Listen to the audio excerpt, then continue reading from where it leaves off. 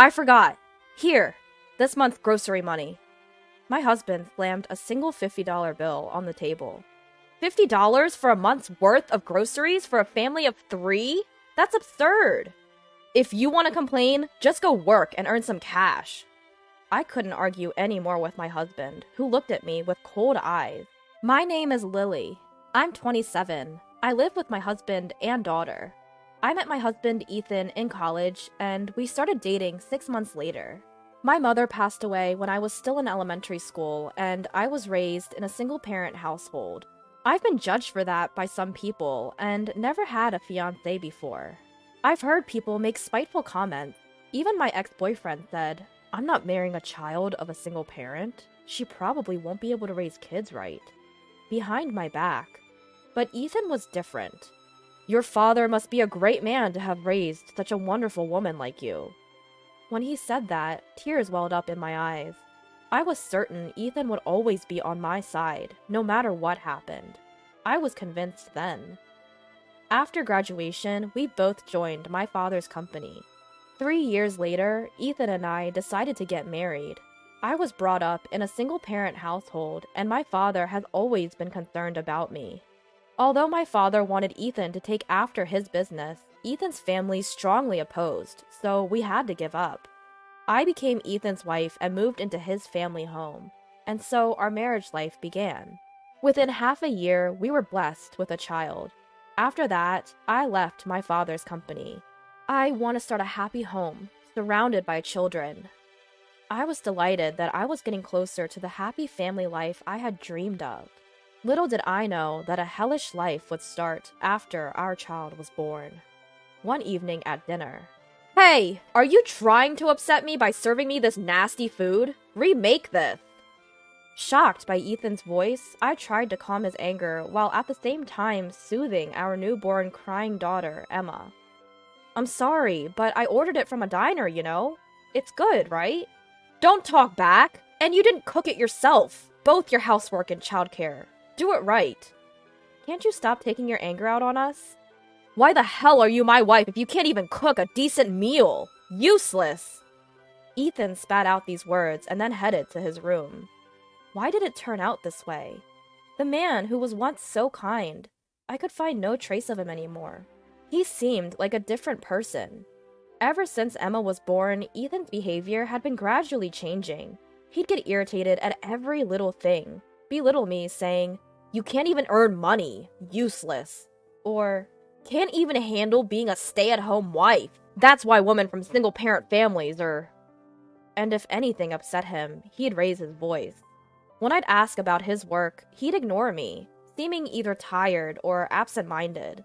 After all, Ethan was the one who said he wanted me to be a stay-at-home wife, to support the household, which is why I quit my father's company in the first place. He would have an attitude and say harsh things at me, like that made him feel better. As much as I was disgusted by his attitude, knowing the hardship of being a single parent, I couldn't divorce him for Emma's sake. It seems like Ethan was doing well at work. In the midst of his hectic work schedule, he would call my father and occasionally ask for advice. But in reality, sometimes I'd look at a picture of me and my mother from my childhood that was displayed in the room, and I couldn't help but sigh. I wish I could have consulted with Mom. Living this way for 3 years.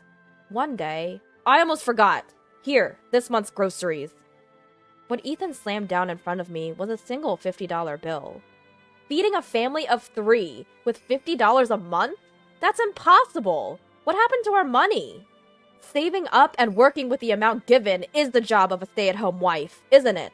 Since you're always at home, you should be able to use your brain and figure something out. That's impossible. Let me manage our living expenses. I can't. I have many gatherings to attend to anyway. Practically, it's only for you and Emma. So $50 should be enough, right? That's not... With that, Ethan left the room. You're such a wonderful woman. Your dad must be a really admirable person for raising you. Where did the Ethan from that time go? Or is this harsh Ethan his true self? I've often thought about running away, but I can't do it because of my daughter.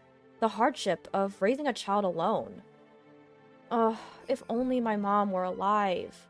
I've contemplated divorce a few times, but the thought of burdening my daughter with a single parent overpowered that, and I could not muster the courage. However, that's not to say that I just accepted the situation and blindly followed Ethan's lead. I've asked him to increase the food budget several times, and I've also looked for work from home jobs and other employment opportunities behind his back. Even so, a monthly food budget of $50 does not allow me to provide decent meals for my daughter.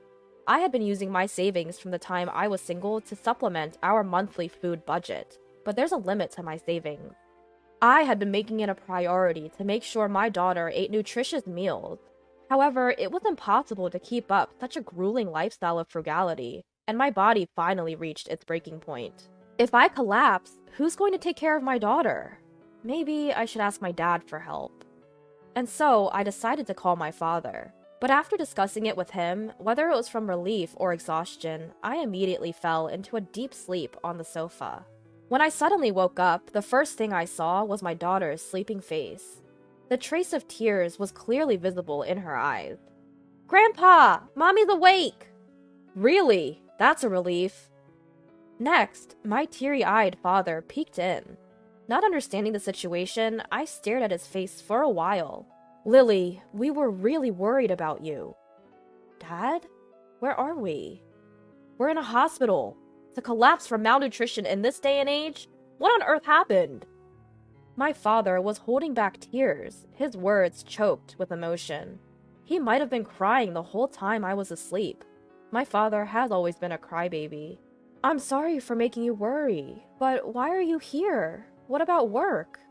Don't you remember? You called me for help. And when I called back because I was worried, Emma answered and told me you had collapsed. That's why I rushed over and called an ambulance." Saying that, my father gently stroked my daughter's head. "Thank you. We were saved because you told Grandpa." "I'm glad Mommy is okay." My daughter, praised by her grandfather, was all smiles. I would have never imagined my daughter Emma growing up to be such a strong individual. Perhaps she took me as a bad example to learn from. As I was deep in thought, looking at Emma, my father voiced his concern. "What happened to you, Lily? You've become so thin. Have you not been eating properly?" I tried to deflect his concern, but the seriousness in his eyes made me relent. I then confessed to him about my life with Ethan until now. "So, Ethan did this to you?" "Yes." "Why didn't you tell me anything?" "I didn't want to cause you any pain, Father. You were so happy when I married Ethan, and that's why." As I started to cry, my father, who took my hand, also started to shake with tears. "Lily, it hurts me more to know that you didn't feel you could tell me." The moment I heard those words from my father, I couldn't hold back my tears anymore. "Father, I'm sorry." "There's no need for you to apologize. I'm always on your side, no matter what. You can always talk to me about anything." Yes. What had I been enduring all this time? If only I had confided in my father sooner, neither Emma nor I would have had to go through such hard times. I realized that in my desire not to worry Emma or my father, I had lost sight of what really mattered. My daughter couldn't possibly be happy growing up in a household filled with shouting and devoid of smiles. When my father saw the change in my expression, he said he was going to make a phone call, and left the room. After a while, he came back and we talked for a good hour before Ethan arrived at the hospital. "Hey, don't call my office for trivial matters!" Ethan stormed into the room, clearly annoyed, but quickly changed his tone when he saw my father. "Oh, father-in-law." On the other hand, my father was calm in the face of Ethan's rude behavior, which he had never seen at work. "This is a hospital. Don't you think your loud voice might disturb the other patients?" But Lily told my receptionist that she's been hospitalized due to malnutrition." "Yes, I was the one who made that call. Any problem with that?" "Oh, was it you who made that call? Because of what you said, I got weird looks from my colleagues. Had me getting embarrassed big time. Come on now, Dad." "Embarrassed? Huh. Feeling embarrassed is much better than being maltreated by your own husband, don't you think?" Seeing my calm father, Ethan gets enraged even further. Lily, what are you babbling about? This is a family matter. Emma trembled, but my father gently held her into his arms. Ethan clearly didn't care about her presence. Perhaps he probably didn't even see her. Now, Ethan was going off at me, but strangely, my heart remained calm. Was it thanks to my father sitting next to me, or my daughter being there? I was able to confront my husband with an attitude that even surprised me myself. What? Are you going to hit me? Hey! You're feeling pretty bold today, aren't you? Acting all high and mighty. As I was about to snap back, my father gently restrained me and stepped in. Ethan, before you yell at my daughter, don't you think you have something to say to me? What would that be? Ethan asked back with a puzzled face. Though his veins were bulging with anger, my father continued the conversation calmly. You should be receiving a decent salary, yet you won't even feed your own daughter. What's the reason for that? What are you spending your money on? My husband fell silent. But, what are you angry about? This is just discipline. There's no problem at all. But more importantly, when will the CEO position be vacant? I'm ready to take after your business anytime. Huh? My father was at a loss for words at Ethan's ridiculous statement that revealed his true nature. Why are you surprised? As the husband of the CEO's daughter, isn't it normal that I should take over the company? And if a competent person like me becomes a CEO, our small business will grow rapidly. There's no doubt that it will prosper. Shouldn't you give me the position, right now? Ethan continued with his absurd remarks. Since my father seemed too astounded to say anything, I stepped in and said to Ethan, if someone like you becomes the CEO, his company will go bankrupt. What did you say? The moment enraged Ethan tried to raise his hand against me, my father grabbed his arm. You're fired. Huh? Didn't you hear me? I said you're fired. The company will go down if we have an employee like you. And asking me to give up the CEO position? You must be dreaming. Ethan, who was scolded by my father for the first time, stood there with his mouth left wide open. I hit Ethan with the final blow. Let's get a divorce. I don't want to be with you anymore. It's not nice to have you around my daughter either, and I don't want to trouble my father anymore. When I told Ethan I wanted a divorce, he exclaimed, Hold on a minute. If I can't become a CEO, what was the point of getting married to a woman like you? What? Your only trait is being the daughter of a CEO, right? I thought you wanted to be the successor, which is why I couldn't believe what Ethan had just said. He's changed. That's what I had thought, but it turns out he's been like this from the very beginning. Just then, my father opened the door and said, Please, come in. And Ethan's parents walked into the room. Mom? And Dad too? Why are you here? Ethan started to panic all of a sudden.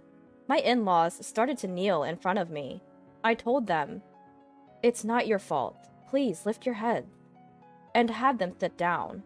Then, with a beet red face, Ethan started to get lectured. We came as soon as we got the call. We heard from outside. What are you doing to your dear wife and child? We're disowning you. What? Then my daughter handed the divorce papers to my mother-in-law. Here you go. It seems she knew I had them in my bag all along. What the heck? How convenient, said my mother-in-law as she accepted the divorce papers and then signed and stamped them before leaving with Ethan. Please do divorce this man. As for alimony and child support, leave it to us. We'll make sure he pays.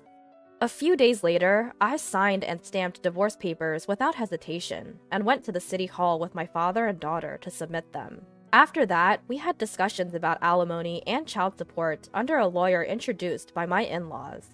Throughout the process, Ethan acted maturely. And so, it was agreed that Ethan would pay the alimony and child support in one lump sum from his savings. I said, Well then, goodbye. Take care. And left the lawyer's office. A year has passed since then. I'm now working part-time at my father's company. You're more competent than that man, Lily. You being here is a great help. My father said, and considering our future, I decided to work only during daycare hours. Me being quick at working on accounting calculations, People around me started to joke around, saying, "Lily's our next CEO! My daughter is really something. Should we do that?" My father keeps making these proud parent comments, but every time he does, I would say, "But then I'd have less time with my daughter, wouldn't I?" And I would laugh. Later, I had a meeting with the son of our client's CEO. The CEO of our client, a close friend of my father, said, "If my son does anything wrong, let me know. I'll definitely protect you." And he was a very nice man, so I'm considering getting married to him. I have no idea what has happened to Ethan since then. Emma is close with my in-laws, so we occasionally arrange for them to meet, but they've been kind enough to avoid bringing up Ethan. I am truly blessed by people around me. All of this is probably thanks to my father for raising me single-handedly, with all his might. I can't help but feel that the picture of my mother displayed in the room is smiling too. From now on, I plan to cherish my family and live happily with my daughter. "Mama, can I have seconds?" "Of course, baby. You're eating great." My daughter happily eats her food again today. I swear that I will never let her suffer. That's my vow.